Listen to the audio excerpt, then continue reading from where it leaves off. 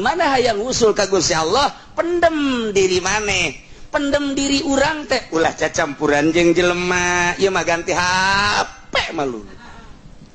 ulah cacampuran jeung dunia ieu mah proposal malulu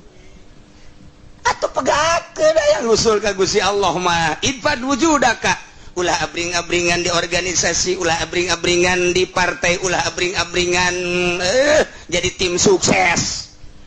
sorangan bae heula sukseskeun ulah nyukseskeun batur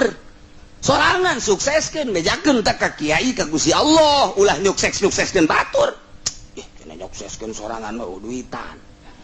duit maksudna duit berarti zikirna duit ngadoana duit berarti lelengkahanana duit berarti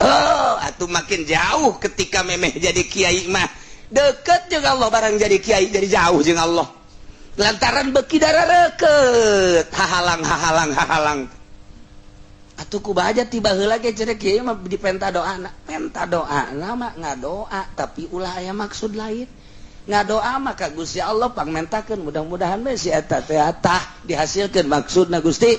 janya datang ka dieu ku Gusti abdina atuh dijadikeun ku Gusti bisa ngadoana ku Gusti nyanggakeun sadaya-daya mudah-mudahan hasil maksud ulah aya maksud hayang dibere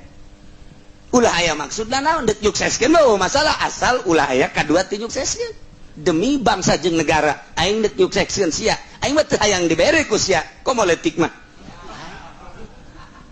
kira-kira tah nu tim sukses mun teu dibere duit teu dibere motor daekeun teu nya nyukseskeun tuh kan sia keneh kanu ngajawab aing mah nanya doang nu tolol teh sia tah aing eta tolol kabehan lah nya